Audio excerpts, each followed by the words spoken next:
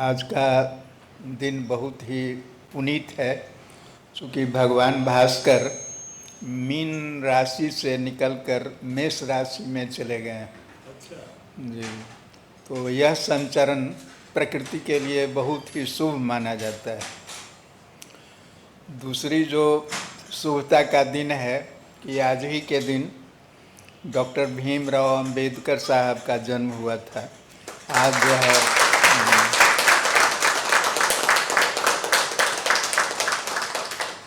आज हम लोग उनका 132वां जन्म दिवस मना रहे हैं। वो डॉक्टर अंबेडकर पर तो हजारों पुस्तकें हैं। हम लोग मूल रूप से यह जानते हैं कि भारतीय संविधान के रचनाकार, मुख्य रचनाकारों कार में डॉक्टर अंबेडकर, भीमराव अंबेडकर का नाम आता है। वो जीवन पर्यंत छुआछूत और जो सामाजिक डिस्क्रिमिनेशन है उसके खिलाफ जीवन भर लड़ते रहे, इसलिए उनका नाम स्वतंत्रता सेनानियों में अग्रगण्य है। हम आज उनका वो जन्म दिवस मना रहे हैं। इस अवसर पर सुलभ में भी उनकी प्रेरणा के बहुत छाप हैं। डॉक्टर पाठक द्वारा बहुत कुछ डिक्टेशन दिया गया और पुस्तकें भी छपी हैं उन पर स्वतंत्र रूप से। तीसरी जो आज सबसे अहम दिन है कि हमारे संस्थापक साहब को न्यूयॉर्क के मेयर ने संस्थापक दिवस, वो डॉक्टर पाठक दिवस घोषित किया था अमेरिका में। इसलिए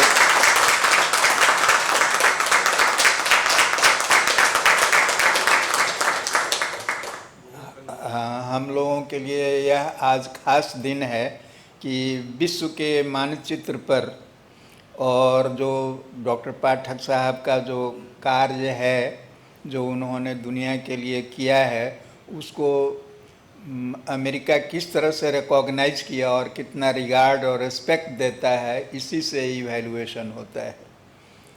आप लोग सब यहाँ आए और जो है डॉक्टर भीमराव अंबेडकर और संस्थापक महोदय की इस उपलब्धि पर उनको शुभकामना दिया, इसके लिए हम सब आभारी हैं। अब हम अपनी वाणी को विराम देते हैं।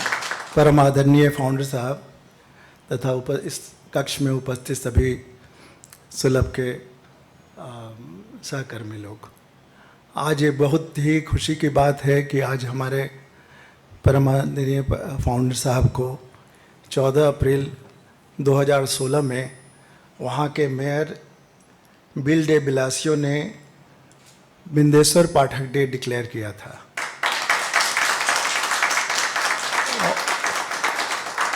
और ये कोइंसिडेंस है कि आज ही भारत के संविधान के रचयिता डॉक्टर भीमराव अंबेडकर का भी जन्मदिन है।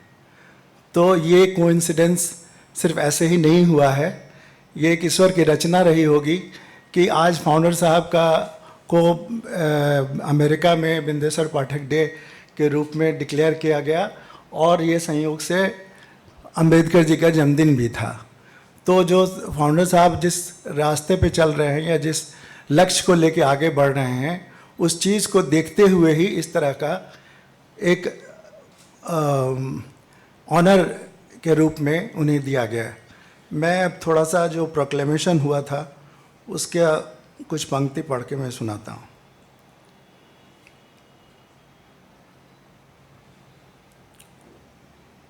In a rare honor, New York City declared this April 14 as Bindeswar Pathak Day in recognition of the contributions made by Indian social activist and Sulabh International founder for improving the lives of people engaged in the most dehumanizing situation.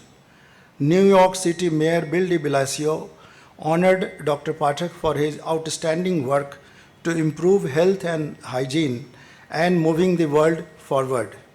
Dr. Pathak has been an example of someone who saw a great injustice, saw something that to many people was impractical and permanent, and had the creativity, energy, drive, and hope to make the change.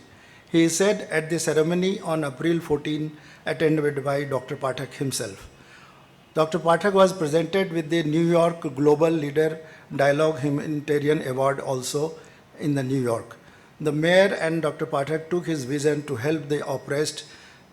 The mayor said Dr. Pathak took his vision to help the oppressed, and through his work and organization created new technology that improved public health and improvement and fundamentally changed the reality for many communities.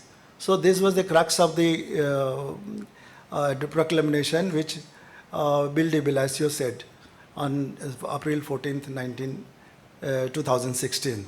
So we are very honored to be a part of this organization and to work with Founder Sahab for such a long time.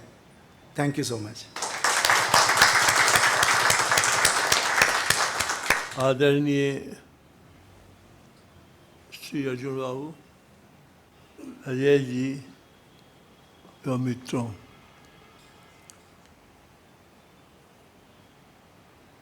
आज भारत रत्न भीमराव बाबा doctor Ambedkar का जन्मदिन मना रहे हैं।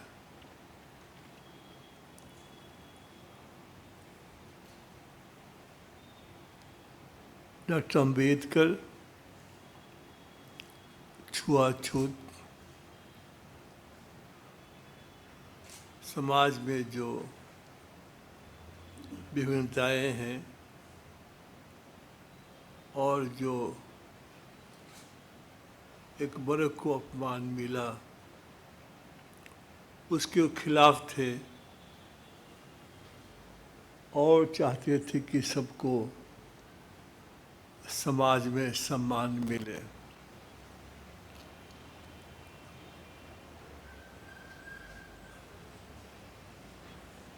जो अनुसूचित जाति के लोग हैं, एक किताब है बिहार थ्रू द एजेस, उसमें पढ़ेंगे तो बिहार का इतिहास मिलेगा आपको। तो उसमें लिखा हुआ है कि जो अनुसूचित जाति के लोग हैं वो एक वर्ग है इम्प्योर, अशुद्ध है वो। लेकिन वे चूंकि उनका काम भी करते थे समाज में और आज भी करते हैं, तो इसीलिए उनको अछूत नहीं कहा गया। जैसे दुसाध जाति के लोग, मुसहर जाति के लोग और भी बैकवर्ड्स जाति के लोग, ये लोग जो खेत में काम करते थे, गाय और भैंस, बैल इत्यादि का पालन करते थे, तो उनको कुआं से पानी भरना पड़ता था, जिस कुआं से पानी अपर कास्ट के लोग भी भरते थे। लेकिन वो पानी उस समय नहीं भरेंगे जिसमें वो आदमी पानी भरता रहेगा। अब वो पानी भर रहा है उन्हीं के जानवर के लिए, गाय हो, बैल हो, भैंस हो, उन्हीं के जानवर को खिलाने के लिए, पानी पिलाने के लिए वो आदमी पानी भर रहा है। लेकिन जब पानी भर रहा है तब उस समय वो पानी उस कुआं से नहीं भरेंगे। जब पानी लेके भर जाएगा तो फिर वो, और इस प्रकार से जो हाउस होल्ड के बहुत से काम थे, गेहूं को ले जाना है, धान को काट के लाना है, और से बहुत खेती के काम थे उनके। तो ये सारे काम वो करते थे, इसीलिए वो अशुद्ध कहलाए, लेकिन अछूत नहीं। लेकिन एक वर्ग की जाति जो मैला साफ मैला ढोने का काम करते थे, उनको लोगों ने कहा कि ये अछूत है।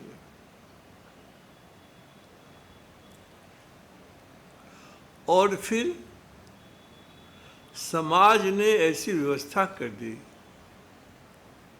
कि वो आदमी दूसरा काम कर ही नहीं सकता है। यदि वो कोई दूसरा काम करे, जो इम्प्योर जाति के लोग हैं, वो चले गए शहर में, तो अपना कोई नौकरी पकड़ ली, कोई काम पकड़ लिया, किसी के घर में, किसी के दुकान में काम करने लगे अपना। लेकिन ये कोई काम चाहते करना कहीं पर तो नहीं कर सकते थे, क्योंकि उनको अछूत की संज्ञा दी गई थी। और गांधी ने स्वयं लिखा है कि जब तक ये मैला ढोएंगे, इनके साथ खाना कोई नहीं खाएगा। तो ये बड़ा स्पष्ट है कि अशुद्ध इम्प्योर जाति के लोग अलग हैं, और जो अछूत जाति के लोग हैं वो एक क्लास ऑफ पीपल हैं। डोम है, हलखोर है, स्कैवेंजर्स है। स्कैवेंजर्स में भी हलखोर की जाति आती है। तो इनके बारे में जो यजुर्वेद के 30वें, अब वो खंड है या श्लोक है मुझे उतना याद नहीं है, तो वहाँ चांडाल की चर्चा आई है।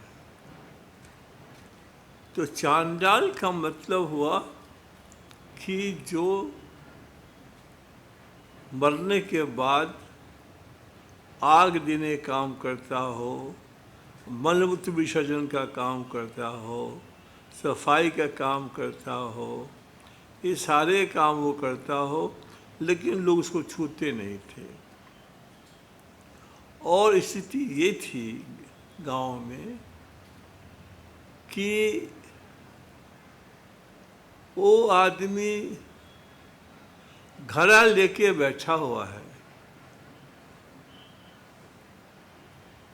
कि कोई आदमी, भला आदमी जो जा रहा हो, उससे हम रिक्वेस्ट करें कि हमारे घरे में पानी भर दे। कि गांव के कुएं से पानी भरने का उनको अलाउड नहीं था। तो वो लोग बहुत देर तक इंतजार करते थे। उसमें कोई आदमी अच्छे स्वभाव का नहीं है, उसको कहा भाई पानी एक बाल्टी हमको भर दीजिए इसमें घरे में, तो वह कुछ और अपशब्द कह करके वो चला गया। कुछ भले लोग होते थे जिनको दया आ जाती थी, तो वो 2 बाल्टी पानी लेके उनके घरे में डाल देते थे। वरना हर गांव में, गांव के अंत में कहीं कहीं बीच में तो कम ही कुआं पाया गया पोखर, तो पोखर होता था, तो पोखर का पानी वो लोग पीते थे। जिस पोखर में मवेशी को साफ करते थे वो लोग, उसी में गाय बैल भैंस सबको नहाते थे, उसी का पानी भी वो लोग पीते थे। और कभी कभी ऐसा हुआ कि घड़ा यदि किसी अपर कास्ट के घरे से छू गया तो उनको पिटाई हो जाती थी। तो इसीलिए उन लोगों को कहा गया कि आप लोग जो घड़ा लोगे वो मिट्टी का नहीं लोगे। तो लोहे का घड़ा उन लोगों को कहा गया कि आप लोहे के घड़ा में पानी लोगे, मिट्टी के बर्तन में नहीं। तो आप अंदाज कर सकते हैं कि आदमी प्यासा है और पानी किसी से मांग रहा है, क्योंकि उसको अलाउड नहीं था पानी अपने भरने के लिए कुआं में, तो किसी के लिए प्रतीक्षा कर रहा है। कोई आदमी आएगा तो पानी निकाल के हमारे घर में देगा, तब वो घर पानी लेके जाएगा और तब पानी पिएगा। इसलिए वो लोग बराबर नहाते नहीं थे। हालांकि नहाने का सिलसिला तो गांव में महिलाओं के लिए बहुत बड़ा ही खराब था, पुरुषों के लिए भी था, लेकिन पुरुष जो है अपने मर्जी से, जैसे हम लोग नहाते थे और 4 बाल्टी ऊपर से डाल दिया, आधा साफ हुआ दे, आधा नहीं साफ हुआ, जय सिया राम करके चल दिए। लेकिन महिलाओं को बहुत कठिनाई होती थी, इसलिए कि जो गांव हम लोग मांगी कहते हैं, तो कुआं के चबूतरा को हम मांगी कहते हैं हम लोग, तो उस मांगी पर बैठ करके महिलाएं नहाती थी और कोई देख न ले इसलिए बदन को छिपाती थी, और उसमें एक कपड़ा नहाने के बाद निकाल रही है और एक कपड़ा पहन रही है। अब इस प्रकार से शरीर के जो और पार्ट्स हैं वो साफ कैसे हो पाएंगे? तो अच्छे से नहाना संभव नहीं था। इसलिए हम लोगों के यहाँ कहावत भी थी कि मर्द का खाना, औरत का नहाना, कोई देखे या न देखे। पर इतने जल्दी से वो नहाना पड़ता था, और मर्द इतना जल्दी से खाते थे, है नहीं, कि एक मुहावरा बन गया था, है नहीं, कि मर्द का नहाना और अति खाना और औरत का नहाना कोई देखे या न देखे। पुराने ज़माने की थी। और हमारे दादाजी ने ये जो डोम लोग हैं उनके लिए एक कुआं खुदवा दिया था। वो कुआं फिर हमने उसको ठीक करवाया। तो अब वो लोग पानी कहाँ पिए? तो उन लोगों के जब कुआं बन गया तो बड़ी राहत उन लोग को आई, अब बड़े खुश हुए लोग कि कुआं हम लोग को हो गया। उससे कोई पानी नहीं भरेगा, डोम लोगों को छोड़ करके दूसरा कोई सवर्ण लोग नहीं भरते। हाँ, पानी नहीं भरेगा। फिर हम जब हुए तो फिर हमने कुआं को ठीक करवाया, उसको फिर से नया कुआं, एकदम नया कुआं ही समझिए, उसको बनवा दिया। तो ये स्थिति थी, सामाजिक स्थिति, और इससे अंबेडकर लोगों को निकालना चाहते थे। गांधी भी अछूतों को इस काम से निकालना चाहते थे, लेकिन अंबेडकर चूंकि उस जाति से आए, तो जो उस सफ़र उन्होंने किया, तो जाके पैर न फटी बेवाई, वो क्या जाने पीर पर आए। वो जो दुखी, जो आदमी स्वयं उसको देखा ही नहीं है, उससे गुजरा ही नहीं है नहीं, तो वो पीड़ा कैसे होती है कि आदमी बैठा हुआ है 12 घंटा से एक घड़ा ले करके और इंतज़ार कर रहा है कि कोई कुएं की तरफ से पास करेगा। कोई दयालु होगा तो पानी लेके भर देगा, दे देगा, कोई दयालु नहीं होगा तो छोड़ के चला जाएगा। 12 घंटा बैठ के पानी लेना, तो इसके विरुद्ध ये जो डॉक्टर अंबेडकर जो है, इसके लिए बहुत लड़ाई की उन्होंने। और इसमें दो राय नहीं है कि अंबेडकर के कारण ही आज के जो अनुसूचित जाति के लोग हैं और बैकवर्ड से भी लोग हैं, उनको जो सरकार से लाभ मिला वो शायद नहीं मिलता। जी, आरक्षण जो है उन्हीं आज़ादी मिल गई होती तो शायद संभव नहीं था। इसीलिए पहले हुआ कि साहब पहले तय हो जाए और तब आज़ादी की बात की जाए। तो गांधी ने फास्ट कर दिया, तो फिर सारा देश तो गांधी के प्रति नतमस्तक था। तो अंबेडकर को भी झुकना पड़ा, और अंबेडकर ने कुछ कहा है कि यह आदमी बड़ा ही जिद्दी है, कुछ ऐसा ही कहा उसने। तो ये अपनी पीड़ाएं जो हैं, व्यथा जो है, अब काल चक्र जो घूमता है उसको देखिए जरा सा। गांधी ने कहा वर्ण व्यवस्था ठीक है, छुआछूत ठीक नहीं। अंबेडकर ने कहा कि नहीं नहीं, ये जाति प्रथा ही गलत है, इसको समाप्त होना चाहिए। अब अंबेडकर उस वर्ग से आते थे और पीड़ा तो पता था ही इनको, स्कूल का उनको भी पीड़ा सहना पड़ा, उनको अपमान स्वयं को सहना पड़ा।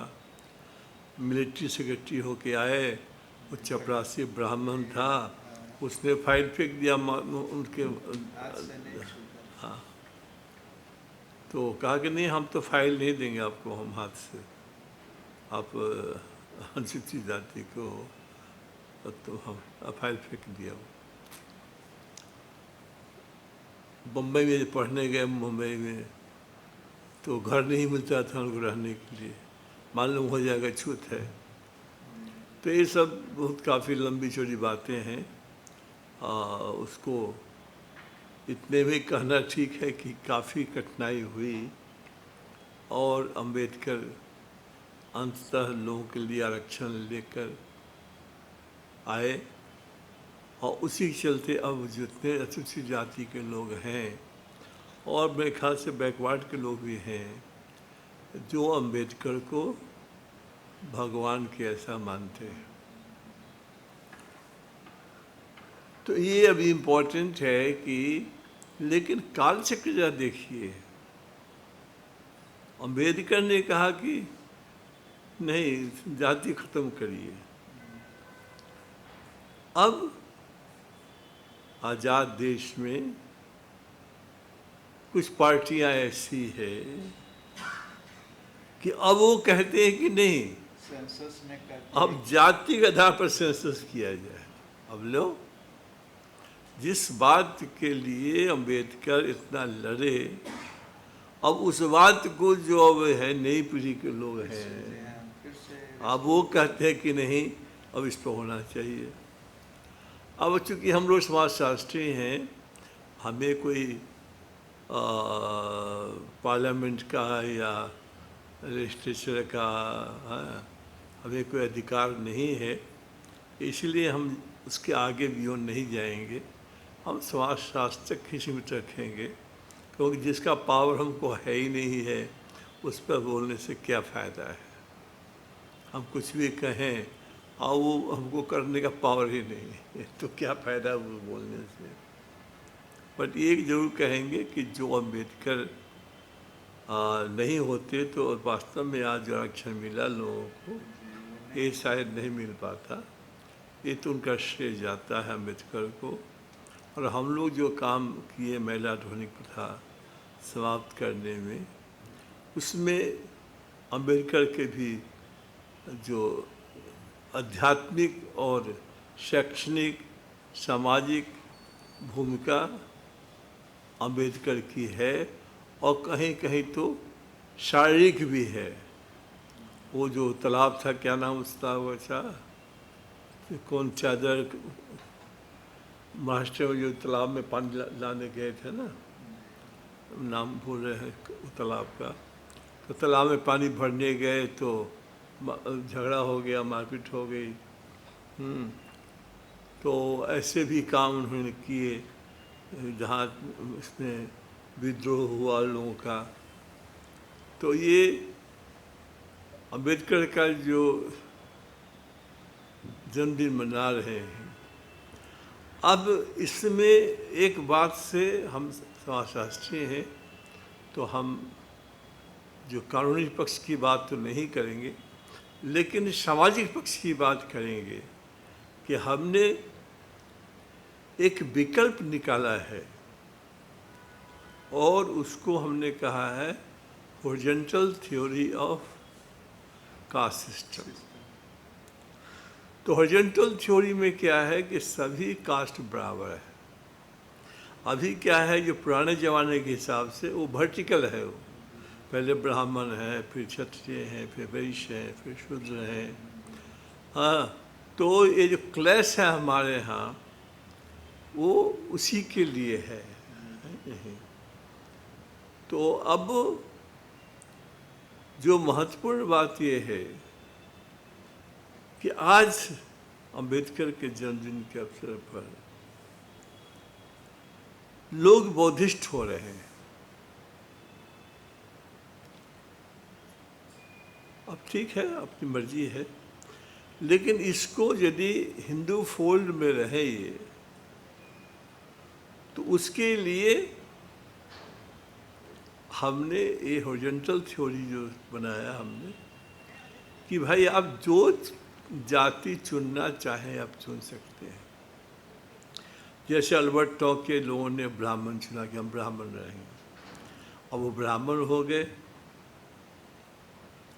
और श्लोक पढ़ते हैं, एज ए ब्राह्मण व्यवहार भी करते हैं। तो उसी प्रकार से है। और हमने पूछा था उन लोगों से, तो बौद्धिस्ट होने के बाद भी वो लोग अपना सर्टिफिकेट कास्ट का रखते हैं ताकि जिनको आरक्षण मिलता है वो उसका लाभ ले सके। ऐसा नहीं है कि बौद्धिस्ट हो जाने के बाद उनको आरक्षण का लाभ नहीं मिलता है, ऐसा नहीं है। तो जब ऐसा नहीं है तो हिंदू फोल्ड में रहकर भी यदि अपनी आज़ादी से कास्ट चुने तो उसमें फिर क्या हर्ज है। तो आप हिंदू फोल्ड में ही रहिए और आप जो सर्टिफिकेट आपका है वो रखिए आप। और जब बुद्धिस्ट बनने पर आपको लाभ मिल सकता है तो हिंदू फोल्ड में रहेंगे तभी लाभ मिलेगा। तो ये इम्पोर्टेंट इसमें है। अब इसमें जो लोग, चूँकि हमने धर्म की व्याख्या अलग कर दी है, तो इसलिए ये मामला धर्म का नहीं है, क्योंकि जो दूसरे धर्म के लोग हैं वो इस बात को कह सकते हैं कि आप हिंदू धर्म में क्यों रहें, वो दूसरे धर्म में भी रह सकते हैं। हाँ, तो उसमें हमने जो धर्म की परिभाषा दी है जो आप लोग जानते हैं, तो ये है कि जो सूर्य है ये ईश्वर है। अनीश्वरवाद की चर्चा बुद्ध ने की, महावीर ने की, और लोगों ने भी की, लेकिन हमने कहा कि नहीं, जो शक्ति है वो ईश्वर है। अब ईश्वर कौन है? ईश्वर वही जो शक्ति है, और उस शक्ति की वृद्धि के लिए जो जो चीज़ का उपयोग होता है, जो अन्न है, जल है, वायु है, अग्नि है, तो ये सारे के सारे जो हैं ये चूँकि शक्ति के संरक्षण में काम करते हैं, इसलिए हमने कहा कि ये धर्म ये है। अब इसमें क्या है कि ये धर्म है, तो अब ये जो मानव जाति है उसका धर्म क्या हो गया? तो अन्न, जल, आकाश, अग्नि, वायु, वनस्पतियाँ, ये सारे धर्म हो गए। अब ये सब जब धर्म हो गए तो सबके लागू है ये। इसमें ये नहीं कि हिंदू के लिए है और दूसरे के लिए नहीं है, ये तो सबके लिए है। तो मैंने कहा ये धर्म है, और जो माँ ने खाना खिलाया वो आपका भोजन, और जिस भाषा में माँ ने बात की वो आपकी भाषा, और जहाँ आपका जन्म हुआ आपकी मातृभूमि। तो जो हिंदू विचार के लोग हैं, तो हिंदुओं में जो भोजन की व्यवस्था की गई वो वैज्ञानिक है, वो स्वास्थ्य से संबंधित है कि ब्राह्मण को 12 घंटा वेद का पाठ करना है। अब तो काम बदल गया, अब तो ब्राह्मण जूता का काम करता है। ये तो उस समय की बात है जब ब्राह्मण वेद पाठी होते थे। पूजा कराया, कोई काम किया, भिक्षा मांगा, अपना खा के जीवन यापन किया। उस जमाने की सब बात है, अब तो जमाना बदल गया। तो ब्राह्मण का था कि यदि वो मांस खाएंगे तो उनको पचेगा ही नहीं। 12 घंटा वो वेद पाठ कर रहे हैं बैठ करके, तो मांस खाएंगे तो पचेगा नहीं। इसलिए ब्राह्मण को कहा गया कि भाई मांस मत खाओ आप लोग। लेकिन क्षत्रियों को कहा मांस खाओ, क्योंकि उनको जो युद्ध करना था तो वो तो भात दाल खा के युद्ध नहीं कर सकते थे। जो बहुत पहलवान सब है, रेसलर्स है, उस का भोजन सुनते होंगे आप लोग, है नहीं? 40 को अंडा और इतना मीट, इतना क्या, इतना घी, इतना काजू, फलना चिलना। तो ये है कि राजपूत लोगों को मांस खाने की इजाज़त दी गई, भाई आप मांस खाइए, आपको लड़ना है। फिर वैश्य को कहा गया भाई वो दुकान जाएंगे वो सामान बेचने के लिए, 9 बजे की दुकान में जाएंगे और 9 बजे रात में निकलेंगे, और वो यदि मांस खा लेंगे वो बचेगा ही नहीं। तो कहा कि भाई आप शाकाहारी हो, अपना शाकाहारी खाना खाओ। तो जितने वैश्य थे वो सब शाकाहारी हो गए, जितने ब्राह्मण थे शाकाहारी हो गए। लेकिन शूद्र जो थे उनको खेत में काम करना था, घर में काम करना था, फिजिकल काम करना था, उनको कहा गया मांस खाओ। और स्वामी विवेकानंद ने भी कहा है कि जिसको फल और दूध न मिलता हो, एमिनो एसिड जरूरी है शरीर के लिए, तो वो आदमी मांस खा सकता है।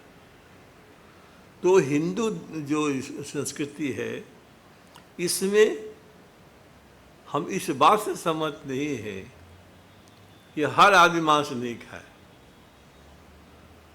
मेरा कहना है कि भाई माँ ने जो खाना, हम तो ये भी नहीं कहते कि मांस खाओ कि नहीं खाओ, हम ये भी नहीं कहते। हम ये कहते हैं कि जो माँ ने खाना खिलाया वो खाओ। जिस भाषा में मैंने बात माँ ने की वही भाषा जिंदगी में बोलते हैं आप। लिखने पढ़ने के लिए अपना भाषा का का उपयोग करते हैं, लेकिन खाने के लिए तो आप, ये बोलने के लिए तो जो माँ की भाषा है उसी का इस्तेमाल करते हैं आप। वही भाषा आगे चल कर के और हिंदी, संस्कृत, उर्दू, फारसी, अरबी, अंग्रेजी, उसमें विकास हुआ सबका। हम अंग्रेजी मेरे पहले लैटिन था, बाद में इससे अपनी यहाँ संस्कृत भाषा थी, और हिंदी और फलाना चिल्ला आया। तो इसीलिए है कि जब माँ ने खाना खिलाया वो आपका भोजन। माँ ने जिस भाषा में बात किया वो आपकी भाषा, जहाँ आपका जन्म हुआ आपकी मातृभूमि। आप रामायण पढ़िए, गीता पढ़िए, कुरान पढ़िए, आप बाइबिल पढ़िए, आपका जो मन कर सो पढ़िए। तो अब ये है कि सब पढ़ करके क्या करना है, सब पढ़ के एक अच्छा आदमी बनने का प्रयास करना है। कुरान में वही कहता है, ये जो बाइबिल वही कहता है, रामायण गीता वही कहता है, जो रशियन का जो अपना है वही कहता है, यहूदियों का जो धर्म है वही कहता है। तो सब तो कहता है कि इसको पढ़ो, अच्छा आदमी बनो। तो इसमें क्या बड़ी बुरी बात है? तो ये है कि जो फिर हमने पहले ही कहा हुआ है कि आपके माता पिता को हम प्रणाम करें और आप हमारे माता पिता को प्रणाम कीजिए, झगड़े नहीं होगा। भाई झगड़ा किस बात का? अब झगड़ा इस बात का है कि जो मौलवी है, जो पंडित है, जो मुल्ला है, जो इस्लाम क्या कहते हैं उसको, पादरी कहते हैं, पादरी है, जैसे हम लोग का खेत होता है, तो आपका खेत कोई आरी काट ले, यदि अपना भाई आरी काट लिया तो रथ लेके चले झगड़ा करने के लिए। हाँ, भाई आपका है, एक माँ के पेट से निकले हैं दोनों या तीनों, लेकिन यदि आरी काट लिया कोई भाई तो चल गए लठ लेकर मार करने कि हमारा आरी तुम कैसे काट लिया। तो ये जितने लोग हैं हम, इसको इन लोगों ने अपना अपना खेत समझा हुआ है, अपना अपना भेड़ समझा हुआ है, हमको अपना अपना जानवर समझा हुआ है। और वो जाते हैं, खेती करते हैं और भेड़ चराते हैं, गाय चराते हैं, और शाम में एकदम जितनी गिनती से, जितना 10 गाय ले गए तो 10 गाय साथ लौटना चाहिए, 10 को भेड़ गया तो 10 भेड़ लौटना चाहिए। और भेड़ का प्रकृति ऐसी है कि मालिक जैसे जैसे चलेगा वैसे वैसे चलेगा वो भी। तो झगड़ा इसका है कि अब उनका खेत है और उनका जानवर है, और उनके खेत जानवर से 2 जानवर ले लीजिए तो मारपीट शुरू हो जाएगा। तो अब अपने फोल्ड में रखने के लिए उन्होंने कविता, कहानी और धर्म की बातें और फिर ऐसी बातें कह दिया। तो उसने, मार्क्स ने कहा कि तो अफीम के समान है, ये तो जो खाया सो नशे में आ गया। ये है कि जो पढ़े लिखे लोग हैं उनको इस बात को समझना है कि पादरी कह रहा है, मौलवी कह रहा है, पंडित कह रहा है, उसकी बात पर जाएं आके हम सोचें। जैसे हमने कहा आपको ईश्वर कौन है, बुद्ध के बात को, अनिश्वरवाद को हमने काट दिया, महावीर की बात को काटा हमने, उनका कहना कि ईश्वर है ही नहीं है। अरे ईश्वर कौन नहीं है? ईश्वर तो वो नहीं है कि जैसे आप कहा कि भाई हे भगवान हनुमान जी हमको इम्तिहान में पास करा दीजिए, 2 लड्डू चढ़ा देंगे आप, और पास नहीं, पढ़वे नहीं कि तो पास कैसे कीजिएगा? तो नहीं पास किए तो बोले नहीं हनुमान जी ठीक नहीं। अच्छा हनुमान जी बेचारे क्या करें तुम्हारा, है नहीं है? तो ये तो भगवान कौन नहीं है? वो भगवान नहीं है, वो भगवान है ही नहीं है। तो वो प्रॉब्लम यहाँ पर है कि आप पढ़ेंगे नहीं, लेकिन घूस दे करके पास करने के लिए 2 किलो लड्डू, आप सोचते हैं कि 2 किलो लड्डू चढ़ा दिया और भगवान जी मुँह पास कर दिया। तो ये सोचना पड़ेगा ना आपको कि कौन भगवान नहीं है। अब हम बोल रहे हैं तो बिना शक्ति के हम थोड़े बोल रहे हैं, और शक्ति निकल जाए, बात खत्म हो जाएगी। तो ये इम्पोर्टेंट है ना कि जो एनर्जी हमारा है, जो सूर्य की एनर्जी आई धरती पर और धरती पर जीव की उत्पत्ति हुई, तो वो तो एनर्जी है हमारे पास में, और वही ईश्वर है। पहले भी कह चुके हैं कि हनुमान जी को पटना में जा रहे थे, बोले कि अब हम नहीं रहेंगे पटना में। बोला हनुमान जी क्या हुआ, आप रहिए पटना में रहिए। तो बोले ना ना आप नहीं रहेंगे। पहले हमको लोग आता था, प्रणाम करता था, और जय हनुमान जी की, है नहीं। फिर कहा हनुमान जी के जय। अब लड़कियां आती हैं हाय हन्नू, हाय हन्नू, अब हाय हन्नू कहती है, हम नहीं रहेंगे पटना में, हम जा रहे हैं, है नहीं।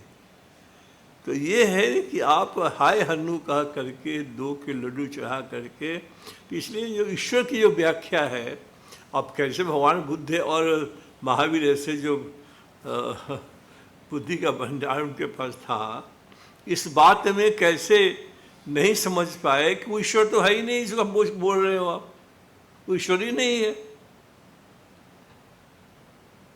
ईश्वर तो शक्ति है।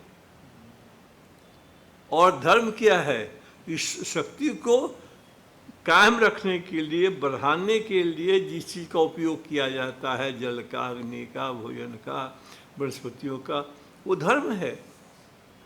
वो सबके लिए बराबर है। हाँ, पानी जो है वो हम देखते हैं, सब जानवर सबको, बच्चा सबको, बांटना सबको। आदमी पानी आजकल पिलाता है, बोतल वाला पानी। तो पानी सबको चाहिए पीने के लिए। हाँ, जो शक्तियों को बढ़ाने के लिए जो आप उपयोग करते हैं, वो जो इम्पोर्टेंट है कि वो आपको जो है वो धर्म है। तो वो धर्म कौन है? सनातन धर्म है ये। तो सनातन धर्म हिंदुओं का नहीं है। अब ये समझाना लोगों को जरूरी है कि भैया सनातन धर्म सबके लिए है। जब से सृष्टि का निर्माण हुआ है और तब से जो जो चीज़ आया है वो सब सनातन धर्म का अंग है। अग्नि, पानी, वायु, भोजन, दवा, ये सब जो है वो तो सनातन धर्म का अंग है। और आज थोड़ी हुआ है, जब से सृष्टि का निर्माण हुआ तब से हुआ है। इसीलिए सनातन धर्म जो है वो सबके लिए बराबर है। सो लोग सोचता है कि मैंने सनातन धर्म मतलब हिंदू का धर्म। भजात्मा साहब है, ये हिंदू का धर्म कैसे हो गया? पानी हिंदू का है, हवा हिंदू का है, या मुसलमान का है, या क्रिश्चियन का है, हैं? अग्नि जो है तो किसी का है। तो जल, अग्नि, वायु जो है, पृथ्वी, आकाश है, अन्य है, वनस्पतियाँ हैं, इतने ही तो है ही है। इतने हैं और इतने ही ये है आपको है। हम तो धर्म है।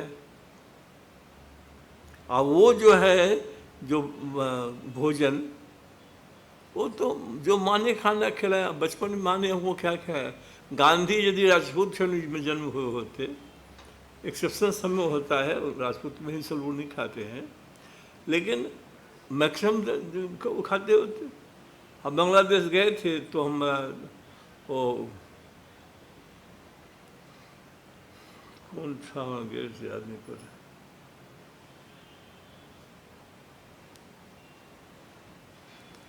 हमको नाम याद नहीं पड़ा। तो इमाम है, क्या नाम था, तो उसने, उसके बच्चे जो है हड्डी लेके चूस रहे हैं, यहाँ घूम रहे हैं। 3-4 बच्चे आ गए चूसते चूसते हड्डी को। तो बोला कि नहीं, मैं कुछ नाम दूसरे था। तो बोला पाठक जी आपको बुरा नहीं लग रहा है? हमको बुरा क्यों लग रहा है? आपके बच्चे हैं, वो हड्डी रोज चूसते हैं। कि हम आए तभी चूसते हैं क्या? वो यदि हम आते और तब चूसते, तब तो होता है जान के चूस रहे हैं ये। अभी बच्चे रोज चूसते हैं हड्डी को, तो हमको क्या कहते हैं? वो चौधरी था एक, हमारे साथ बैठा, और खाने के लिए बैठा हमारे साथ में। अब गाय का जो होता है ना, ये टखना होता है ना, अब उसका इतना बड़ा लोला था हड्डी का। नहीं, अब वो कहा कि पाठक जी हम खाएं, हम तो खाते हैं। हम गए, आप खाते तो खाइए, इसमें क्या दिक्कत है? मांस तो खस्सी खाइए, गाय का खाइए, भैंस का खाइए, किसी का खाइए, है नहीं। और तो सब तो मांस है। मछली को मार के खाइए, किसी को मारिए तो मांस है, तो किसी के लिए बराबर है। आप खाते तो खाइए, हमें क्या दिक्कत है? तो खाने लगा फिर, है नहीं। तो कहने का मतलब मेरा कहना है कि वो तो माँ का भोजन है, मेरा भोजन थोड़े है, सरकार का भोजन थोड़े है। वो तो माँ का भोजन है। माँ ने जो खाना खिलाया हम खाए, हम क्या जानते हैं माँ ने क्या खिलाया हमको। उसी प्रकार से माँ की भाषा बात की हमने क्या समझा कि माँ ने क्या किस भाषा बात की, और वही फिर साहित्य बना, उसी से धर्म बना, सब कुछ बना। अब ये है कि जो हिंदुस्तान में जो समस्या आई वो संस्कृति को लेकर कि दो संस्कृतियों का जो टकराव हुआ, जब मुसलमान यहाँ पर आए और जब उन्होंने सबको मारा पीटा और अपने धर्म बनाया, तो वो एक संस्कृतियों का टकराव शुरू हो गया। और फिर बीच में अंग्रेज आ गए, ठीक है नहीं, फिर चले गए, और चले गए तो फिर वो भी ठीक था। गलती कहाँ पर हुई है? गांधी तो महान व्यक्ति थे, हम उनके फॉलोअर हैं, लेकिन बड़ा आदमी भी कभी कभी गलती करता है। न्यूटन एक दिन खाना नहीं खाया,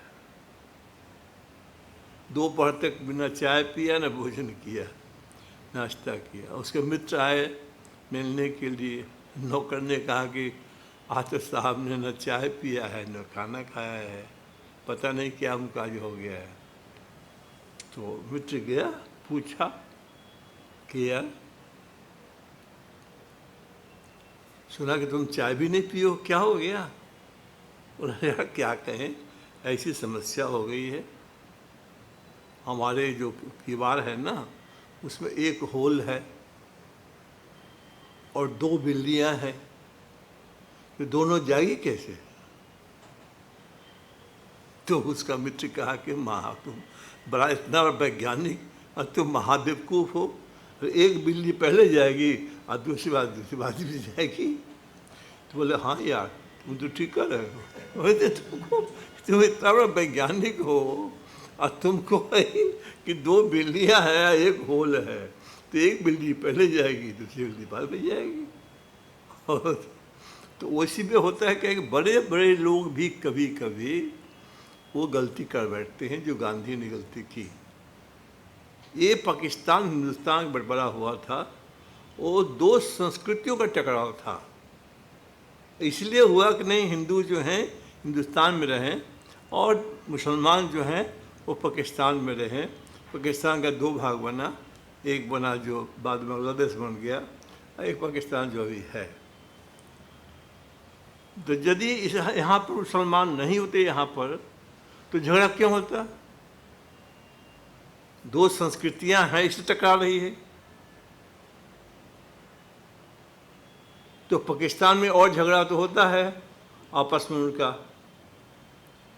लेकिन धर्म के लिए नहीं होता है, संस्कृति के लिए नहीं होता है उनका झगड़ा।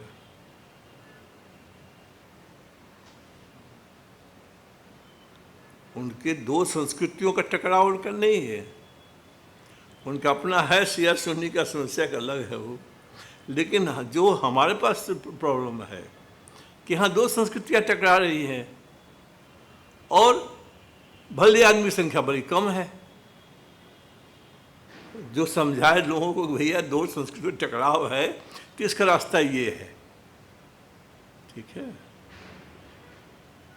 तो इसलिए करके अब हम इतने लोग बैठे हैं, सबको लड्डू दिया गया है, एक एक और जो भी दिया गया है, किसी को 4 को नहीं दिया गया है कि आप 4 ले जाइए।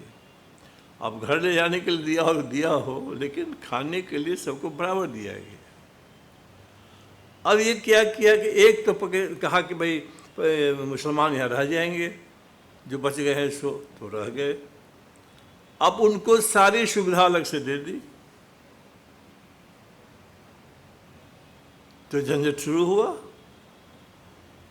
तो यदि ये सारे सुविधा नहीं देते, भाई एक नियम सबके लिए, तो अब धर्म में भी नियम लोगे और फिर ये भी नियम लोगे, तो दो कैसे होगा?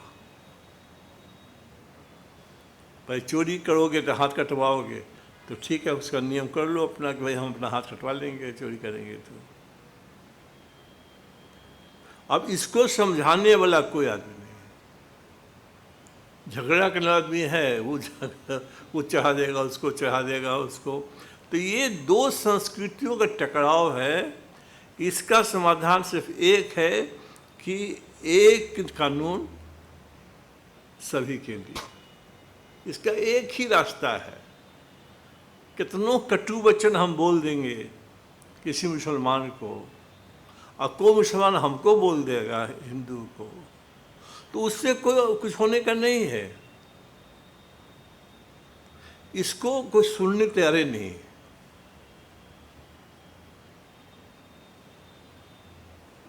चार भाई में बंटवारा हुआ, एक को कुछ ज़्यादा दे दो, देखो झगड़ा कैसा होता है घर में। हाँ? हमारे घर में जो मेरे माँ में है, मेरे अब तो माँ स्वर्ग में है, चाची स्वर्ग में है, लेकिन आम का पेड़ कट के आया जलावन के लिए। अब एक आम का पेड़ पूरा, सोचिए कितने लकड़ियाँ हुई इसमें, एक पूरा आम का पेड़ कट के आया, ठीक है। उसमें से एक लकड़ी जो है चाची ने ले लिया यदि बिना कहे, या माँ ने कह दिया, वो झगड़ा चलेगा 5 दिन। और लकड़ी तो गया जहाँ के रहा, जहाँ चला गया।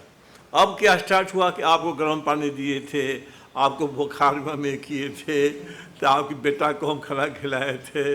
अब लोग लकड़ी तो चला गया कहाँ न कहाँ, लेकिन झगड़ा ये शुरू हो गया। तो हम पूछते तो मामी भी करती थी हमको और चाची भी। हम कहते आप लोग लड़ते हैं किस बात के लिए? तो लकड़ी के लड़ते थे, तो लकड़ी तो खत्म हो गया। और आप कहते हैं कब गर्म पानी दिए, खाले गर्म पानी दिए, नहीं देते आप, तो जो दिए सो ही खराब हो गया है। आपको बेटा को खाना खिला दिए तो आप ये भी बता बुझा तो साहब है। तो ये यही हो रहा है, गर्म पानी दिए, खाना खिला रहे हैं, अब इसी में हो रहा सब झंझट हो रहा है। तो कोई आदमी जो है बैठ करके, सिंपल बात है कि भाई आप सबका एक नियम बनाओ। ये देश अलग है, और देश में है जहाँ होमोजेनस है, खाली क्रिश्चियन है, खाली मुसलमान है, खाली यहूदी है, खाली चाइनीज है, तो उसका अलग हिसाब किताब है। लेकिन इंडिया का हिसाब जो है ये डिफरेंट है। ये यहाँ सभी लोग रहते हैं। हम इसको धर्म नहीं कहते हैं, पर फिर भी डिस्कशन के लिए धर्म इसको, तो सब लोग रहते हैं ना, सबको रहना है। तो आज अम्बेडकर के दिन ये चर्चा एक करनी है कि अम्बेडकर ने कहा जाति तोड़ो। अब लोग कहता है कि नहीं जाति पर जनगणना करो नहीं। तो इसीलिए इसमें एक ऐसा ग्रुप को निकलना पड़ेगा इस देश में जो सही बात बोले, ठीक है ना। यदि मान ली पानी को हमने धर्म मान लिया तो क्या क्या झगड़ा? पानी को धर्म मान लिया, हवा को धर्म मान लिया, वनस्पति को धर्म मान लिया, अन्न को धर्म मान लिया, अग्नि को धर्म मान लिया, तो झगड़ा क्या होगा? झगड़ा तब है कि आप कहा कि ये कुरान है, ये सबसे बड़ा धर्म है ये, ठीक है ना। हम गए थे क्रिश्चियन के जो क्या होते हैं बिशप है, क्या होते हैं, उनसे बात करने गए थे। तो जैसे हम शुरू किया कि भाई सभी धर्म बराबर है, तो बिशप ने कहा कि नो डॉक्टर पाठक, क्रिश्चियनिटी तो सबसे ऊपर में है। तो हमने कहा बिशप एक आज्ञा देंगे आपसे, एक सवाल पूछनी है। बोला पूछिए। तो हमने कहा कि बिशप आपकी माता पिता बड़े हैं कि हमारे माता पिता बड़े हैं? मैं इसका उत्तर नहीं दे सकता। तो हमने कहा कि बिशप प्रणाम, अब मैं चलता हूँ। मैं तो ये कहने आया था कि सभी बराबर हैं। तो यदि सभी बराबर हैं, कोई झगड़े नहीं। झगड़ा तब है कि हम बड़े हैं तो हम बड़े हैं, हम बड़े हैं तो हम बड़े हैं। हाँ, मान लीजिए कि ये लोग शिव जी की पूजा नहीं करते हैं, गणेश जी की पूजा नहीं करते लोग, है न, हिंदू के और धर्म है उसकी पूजा नहीं करते लोग, तो कहाँ मर जाते हैं लोग। और भाइस वर्षा कुरान तो लोग नहीं पढ़ते हैं, रमज़ान तो हम नहीं करते हैं, तो कहाँ मर जाते हैं हम लोग। मतलब कोई रमज़ान करता, मतलब मुसलमान कोई उसको रोज़ा छूट जाए उसको, अरे अल्लाह तो हमको ये कर देगा, वो कर देगा, हम तो लुट जाएंगे, डूब जाएंगे। ये तुम्हारे बगल में हम रह रहे हैं तो हम कहाँ लुट डूब रहे हैं? तुम लुट जाओगे, डूब जाओगे। रोज़ा छूट गया तुम्हारा एक दिन किसी कारण से, तो उसमें तुम लुट जाओगे, डूब जाओगे। हम तुम्हारे बगल में रहते हैं, पड़ोस में हम रहते हैं, तो हम लुटेंगे डूबेंगे नहीं? हम रोज़ा करते ही नहीं कभी। तो ये जो है ना, जो रक्षक लोग हैं, ये मौलवी और पंडित और ये सारी झगड़ा के जड़ हुए लोग है नहीं। तो इसीलिए आज के दिन जो है खाली श्रद्धांजलि अर्पित करने का नहीं है, आपको ये है कि विषय की गहराइयों में जाना है, उसको देखना है, समझना है। और जैसे हमने अल्बर्ट टॉक में जैसे हमने बदलाव लाए, एक चेंज लाया हमने, है नहीं, तो सब बराबर है। एक बच्चा गोद में खेल रहा है, उसको लेके खिला रहे हैं। जब तक आपको पता नहीं है कि हाँ कौन धर्म का बच्चा है, तब तक तो ठीक है। जैसे कह दिया करे ये बच्चा तो फलना है, हाँ। तो ये है कहने का मतलब कि इस देश में हम लोग रह रहे हैं, यहाँ विभिन्न संस्कृतियाँ हैं, विभिन्न धर्म हैं। हम धर्म कहते नहीं कि मान लिया विभिन्न धर्म है, तो ऐसी स्थिति में मिलजुल के चलने के लिए आप कॉमन चीज बनाओ ना, उसमें कॉमन बनाओ, कॉमन बनाओ, कोई दिक्कत नहीं है। लेकिन जिनको झगड़ा करना है, वो झगड़ा का कारण समाप्त करना नहीं चाहते हैं। वो चाहते हैं कि कारण रहेगा तब झगड़ा होगा। एनीवे, ये सब बात नहीं करते। तो ये इम्पोर्टेंट है कि आज के दिन डॉक्टर अम्बेडकर के जन्मदिन पर आपको ये सब विस्तार से सोचना है, समझना है, लोगों को बताना है। भाई मेरा कहना, गीता पढ़ो, वेद पढ़ना पढ़ो, कुरान पढ़ना पढ़ो, बाइबल पढ़ना पढ़ो, इसमें कौन खराबी है? सभी में तो अच्छी बात कह रहा है वो, जितने का नाम लिया हमने, सभी पुस्तकें तो अच्छी बात कह रहे हैं, बुरी बात तो कोई नहीं कर रहा है इसमें। सब बता रहा है कि कैसे सही से समाज में जियोगे, कैसे जाओगे, कैसे क्या करोगे। खाली एक अंतर है, ये मुस्लिम धर्म में ये इनका ये क्या नाम है, कौन इमाम इनका है, निगार इमाम का है। एक ही प्रॉब्लम यहाँ क्या है, ये कहते हैं कि मरोगे तो 1000 हुर मिलेगा, ऊपर जाओगे तो अब बड़ा मुश्किल है। अरे यहाँ तो को मिल नहीं रहा हमको, है नहीं, और ऊपर जाएंगे तो 1000 हुर मिलेगा। अब इसका कौन जवाब है? इसका है नहीं, इसका जवाब ही नहीं है। ऊपर जाएंगे तो 1000 हुर मिलेगा, तो यहाँ झगड़ा करके हम मर जाएंगे, और ऊपर जाएंगे कि हमको हुर मिलेगा, पता नहीं हुर मिलेगा कि नहीं मिलेगा। एनीवे, ये विषय से अलग बात है, लेकिन उसको छोड़ करके बाकी हो। तो कुरान में ऐसा है क्या जी? है कुरान में तो नहीं हो हमारे ख्याल से। हाँ, ये ऊपर की बाहरी बात होगी सब, है नहीं, क्योंकि ऐसा कि हुर मिलेगा, काहे का हुर मिलेगा जो, है नहीं।